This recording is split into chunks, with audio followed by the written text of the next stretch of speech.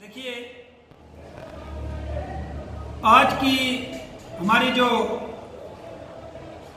Press conference है वो इसलिए है कि कुछ बीजेपी के कार्यकर्ता, आज मैंने देखा रामनगर में उन्होंने प्रोटेस्ट किया, पैंथर्स पार्टी के अगेंस्ट वो नारे लगा रहे थे। मैं इन देशभक्तों से सिर्फ एक बात आपके माध्यम से पूछना चाहता हूं कि जब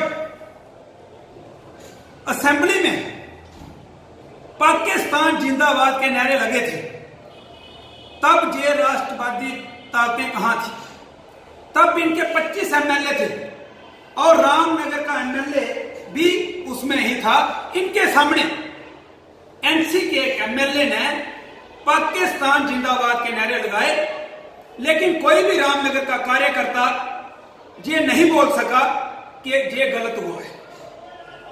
जब 2014 में इलेक्शन हुई, इन्होंने पीडीपी के साथ सरकार बनाई और जब मुफ्ती साहब चीफ मिनिस्टर बने तो उन्होंने सबसे पहले पाकिस्तान का थैंक्स किया, मिलिटेंटों का थैंक्स किया, और एक साइड हमारे पीएम मोदी जी बैठे थे और दूसरी साइड राजनाथ सिंह जी बैठे थे।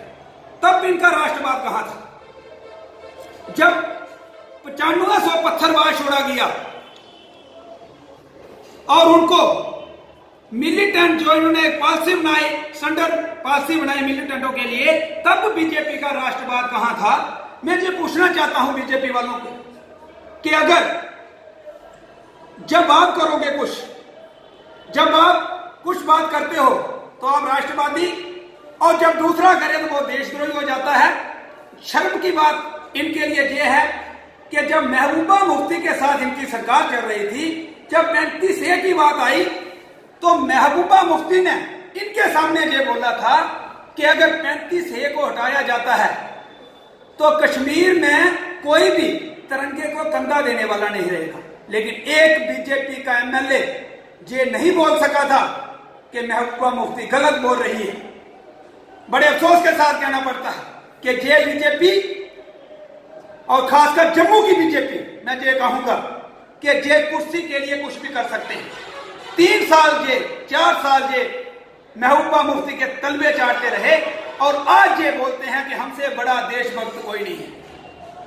मैं इनको ये पूछना चाहता हूं कि अगर आप में इतनी देशभक्ति है तो सबसे पहले प्रोटेस्ट बनता है उन 25 एमएलए के अगेंस्ट जिनके सामने असेंबली में पाकिस्तान जिंदाबाद के नारे लगाए गए। उनको पूछो कि क्या कर रहे थे आप असेंबली में जब आपके सामने पाकिस्तान का गुणगान हो रहा था? तो आप कुछ नहीं बोल सके। महबूबा मुफ्ती आपके सामने ये बोलती रही, तिरंगे के अगेंस्ट बोलती रही, तब आप कुछ नहीं बोल सके। और आज आप बोलते हो कि पैंथर पार्टी के नेता ये बोल रहे हैं, वो बोल रहे हैं, लेकिन आपके लीडर एक्स जो चीफ मिनिस्टर येदियुरप्पा, उन्होंने ये बोला कि जो एयर स्ट्राइक हुई है इसमें हमें इतना फायदा हुआ है कि हमारी 28 में से 22 सीटें आएंगी। तब आपका राष्ट्रवाद कहां था? आप लोग क्यों नहीं बोले उस वक्त? आज इनको ये पैंथर्स पार्टी जो अपोजिशन में है, इतना डर है रामनगर की बीजेपी को पैंथर्स पार्टी का। पैंथर्स पार्टी अपोजिशन में है और उसके अगेंस्ट भी ये प्रोटेस्ट कर रहे हैं। मैंने पहली बार देखा कि अपोजिशन की पार्टियों के अगेंस्ट भी प्रोटेस्ट होते हैं। लोग गवर्नमेंट के अगेंस्ट प्रोटेस्ट करते हैं, जो पार्टियां सत्ता में होती हैं उनके अगेंस्ट प्रोटेस्ट होते हैं। लेकिन जहां तो उल्टा है, क्या ये खुद कुछ भी कर सकते हैं? ये कुर्सी के लिए बीजेपी वाले कुछ भी कर सकते हैं, खासकर जम्मू वाले। ये अपनी कुर्सी के लिए 2 पार्टी वाले जो सजाद लोन हैं उनको चीफ मिनिस्टर बना सकते हैं। और ये 25 पुतले जब हमने बना के भेजे पिछली बार, इन्होंने जम्मू के साथ इतना भेदभाव हुआ कि 90% नौकरियां कश्मीर को चली गई, 10 इनकी थी, कुछ नहीं बोले। तब कहां गई इनकी देशभक्ति? देशभक्ति सिर्फ इनको तब याद आती है जब इलेक्शन आती है। इलेक्शन खत्म, इनकी देशभक्ति खत्म। फिर चाहे जे पीडीपी के साथ जाएं, चाहे एनसी के साथ जाएं, इनके लिए सब कुछ फ्री है, लेकिन दूसरी पार्टी का नेता अगर थोड़ी बहुत बात कर दे तो उसके अगेंस्ट ये प्रोटेस्ट करेंगे और अपोजिशन के अगेंस्ट भी प्रोटेस्ट करेंगे।